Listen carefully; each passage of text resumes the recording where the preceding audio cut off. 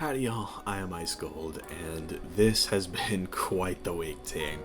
Many of y'all are familiar with who Ferric is, and you are no doubt familiar with his support of the Palestinian people ever since Israel launched their ethnic cleansing operation back in October. Well, recently, on Monday the 5th, he went live with the intention of quote-unquote exposing liars, and this was a very contentious stream where he went over a bunch of messages sent in the Discord server for Wizard101 content creators related to this situation that's been developing over the past 6 or so months. Quick disclaimer, I will not be showing any private DMs or messages from private servers, but I will occasionally throw in things that I myself have said in them. Also, this video is not meant to cook Ferric or whatever. I'm just trying to shed some light on a situation that is blown out of control. A community note of a video, if you will. I have been in contact with him for much of this time due to my vocal support of the Palestinian civilians who are being mercilessly slaughtered by the Israeli quote-unquote defense force. And he had this idea early on that he could get a bunch of content creators on board to get KingsIsle to run a charity for Palestinian children like they did for Ukraine back in 2022, or to at least get a statement out of them condemning the atrocities being committed in the Middle East. I liked this idea, and still like this idea, as I think KingsIsle should still, at the bare minimum, give a statement like the one I mentioned. It was going well at first, and after I came on board, Ferric asked a few other creators if they'd join, and a few said they would. And we had quite the list of names at one point, and although it was short, the names on that list were very influential and could very well have started a domino effect in the community for the content creators who were initially reluctant to join up. And had we gone through with a plan to push KI to say or do something, I am of the belief that at that point in time, the few creators we did have could have inspired others to speak up, and that's where it really could have gone somewhere. That being said, the plan as a whole hit a major snag when a large number of content creators that Ferric reached out to were not comfortable with speaking on the issue, whether that was because they were not as familiar with the situation and did not want to misinform people with anything they said, or if they wanted to keep things like war and genocide and things in that general nature off of their Wizard101 channels, or if they were, concerned about some of the more obsessive individuals supportive of Israel stalking them and having the leverage to sabotage their professional careers or otherwise disrupt their daily lives, because Zionists tend to do that for, going on 5 months now. Ferric was understandably not happy with these individuals being unwilling to join his cause, and while I personally wish that more creators would speak out on the issue, and I really encourage all of the fellow content creators who are watching this to speak out on this issue, but I am not ignorant to the fact that it is their decision to decline for any concern they may have, and it is not ethical to keep trying to force it after being told no. This is where relations started to sour between Ferric and the other content creators. These content creators, I can say with confidence, do support the people of Palestine, even if they're not entirely familiar with what's going on, because it's been blasted everywhere about how Israel had been and still is dumping white phosphorus on hospitals and refugee camps, to give one example. But again, the other content creators, for their own personal reasons, did not want to sign on with our efforts to get KingsIsle to listen. From jump, and in my first ever interaction with Ferric, I told him when he floated the idea of putting on more public pressure that it would either cause other content creators to put out a forced statement that they didn't put their heart into, or it would backfire and turn off the other content creators even more. And as we've seen, the latter is what happened, but hey, more on that down the line. But I'm sure by now you can understand my point of view on this. What mattered to me, above all, was unifying the content creation scene in Wizard101 and Pirate101 to get KingsIsle to act. This whole time, even today, that has been what I have been chasing. Because of this, throughout everything, I have been trying to get Ferric to chill on the other creators and not go after them, because there is no feasible way that a more aggressive and public approach is going to work. If the movement stopped being about the content creator space unifying against KingsIsle in any capacity, and rather shifted toward making it about which content creators are with us versus against us and throwing in personal attacks, that was when I would call it doomed and would bow out of what we had so far, as the momentum would have died, and it would have meant we'd lost the plot along the way over petty things. A focal point of his recent stream was to quote-unquote expose leaked screenshots of messages that he had taken when he briefly rejoined the WizTubers Discord server. There was some argument between him and some of the other members. I was honestly not awake for it, despite it happening in the early afternoon, but he got banned shortly after rejoining, and that was a whole thing. I can't really speak to any of the specifics, but it was a thing that happened. Anyway, the messages in question all came from the 17th and 18th of May. The comment sentiment in his chat was, "Why would these content creators say things like this? It really, really sucks that these people, these people we looked up to, would go behind his back and say these things." And dear viewer, let me tell you what happened on the morning of the 17th of May, because that was when the whole plan got thrown into a tailspin. I briefly talked with Ferric during demon hours the previous night, like very late at night. I should not have been up then, but you know, it is what it is. I didn't want to be up for too long because I was actually meeting two of my fellow WizTuber friends who lived in the same area as me for raising canes that day, but we briefly chatted about who we had in our group so far and who we wanted to speak to next. Anyway, I completely failed at going to bed at a reasonable hour, but I opened Twitter in the ass crack of night, and at the top of my feed was this tweet. So, since I wanted this movement to succeed, I immediately went to our Discord DMs and basically told them, like, what are you doing? You sent that tweet to people? Like, it was one thing for them to come across it as they went about their day, but to send it... Anyway, to give a bit of context about that tweet, it was referencing the situation involving Almond and his exceedingly toxic comments made toward the community roundtable discussing the recent Nightmare Dungeon update and advanced content as a whole. Which, I might add, none of the people there outwardly hate advanced content, they just want standard mode to be sufficiently standard, and it wasn't with the Nightmare. And I've covered that in videos from around that time though, so I recommend going to watch those, particularly MCSG number 2, and I really hope that we can finally let this situation rest, but we'll see about it. Anyway, the kicker here is invoking the situation at all. Almond was extremely toxic in his restream of the roundtable, and you know, Richard actually calls it a geometric table, which I personally like more because it's accurate given the structure of it, but he committed one of the cardinal sins of being in this community that day with his toxic comments, petty insults, egging on his chat to say even worse stuff. The works, right? And Ferric at the time supported Almond's side of things as he did not yet know about the restream and only Almond's perspective on advanced content, but he no longer supports the things Almond did that day.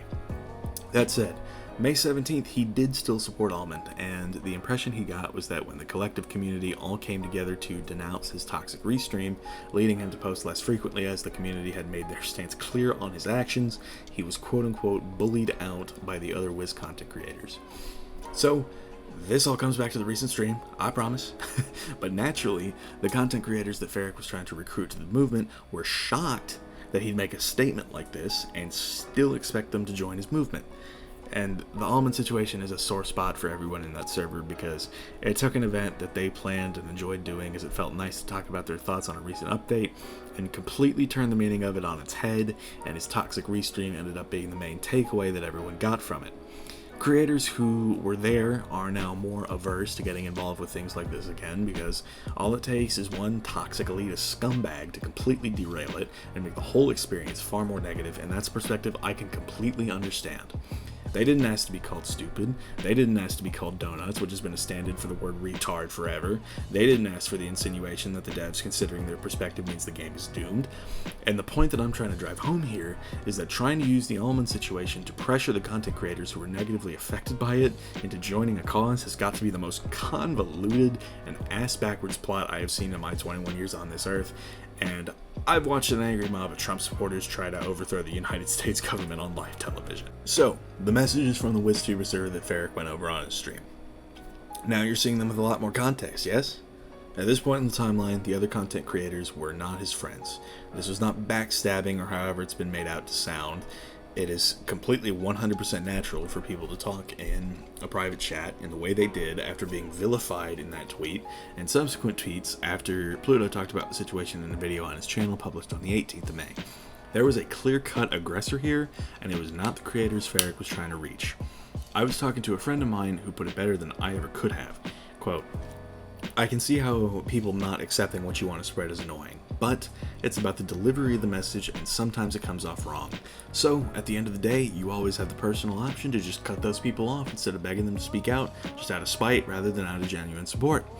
And I feel like all that really matters is if you did what you could, and He did what he could, but he pushed it so badly that other people were not put off by the overall message, but by the speaker, and that's what makes me so sad. It's just all around negativity. There's also something to be said about the threats being made towards the other creators leading up to the stream. It was showed on stream that Ferric was threatening to expose one person for banning him from the WizTuber server, following the aforementioned argument, which culminated in the stream. And this type of thing is why some of the creators in the server have had Ferric blocked everywhere despite not interacting. They see him as a loose cannon, and I've got my own explanations for that coming up, and you know, they do not trust him, and as a result do not want to interact with him. Again, this is their choice. I will always say that talking things out is better, but these people have good reason to believe that a dialogue will only cause more harm. Already, as a result of the stream, we are seeing people attacking creators on multiple platforms, with the bottom two comments on this tweet being made either during or after the stream. This comment being left on one of Zepha's videos, among others. This tweet was sent to Cynthia's. Has the world gone mad? Why are we doing this? Why are we inciting this? The stream itself garnered a lot of blind sympathy for Ferric, and it's people who were there seeing one side of the story that I am trying to reach with this video. There was a whole segment with Ferric accusing the other creators of calling him mentally ill, and personally I think that the problem lies not within mental illness, as he mentioned his doctors cleared that, but rather a lack of sleep. I am about 98% sure I have talked with him directly about this, but it's worth mentioning here. Ferric does good, hard work. He's really picking up the slack for Boeing. Y'all have all heard about the Boeing whistleblower assassination. And anyway, that's not about this. But he also does a lot of work, frequently citing his 60-hour work weeks on the stream as well as elsewhere. And couple that with his taking karate, which I think is badass, but it's still an extra thing, alongside his channel and everything else he's got going on, and there's just not a lot of room left for sleep, and there hasn't been for quite some time. He's mentioned that he has not done a charity of his own because of how busy his life keeps him, which is understandable. And he streamed once a bit ago, can't quite remember when it was, but it was after the tweet accusing content creators of bullying Almond out of the community. But in the stream he mentioned how he'd recently gone 30 hours without sleeping and 48 hours with only 1 hour of sleep in there. I am no expert, but this is unhealthy. And what little I do know about sleep deprivation is that it really tweaks your brain the longer you go without getting sufficient amounts of sleep. I could sort of tell as we went along throughout the months that something was off, and when he mentioned the 30 hours without sleep, it all just clicked for me.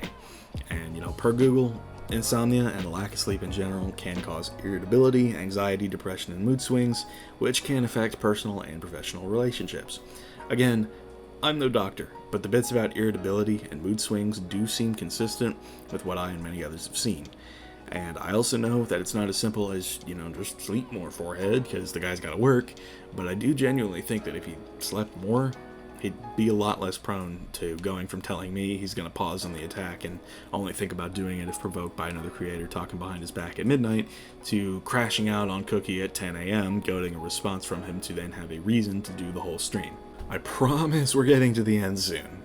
Anyway, the aftermath of the stream involves myself, Pluto, and a couple others trying to mediate where we could, but the damage was done. The movement initially started to get KingsIsle to at least condemn the slaughtering of innocent children in the Middle East, had turned into a war between Ferric and all of the content creators who just did not want to get involved with that at the beginning. For about a day in there, I thought it was recoverable. Pluto and I were willing to moderate a discussion in a group chat like Ferric wanted, to try and somehow get this back on track despite all of the bad blood that resulted from the stream. And the vision that I had for it was, I would have gotten the remaining content creators who were open to further discussion together into a group chat, which I will say was not many, it was certainly less than it was the day before, and then recorded the call to then upload as unlisted and send to the WizTuber server to potentially sway the minds of those that were not willing to entertain giving Ferric another chance.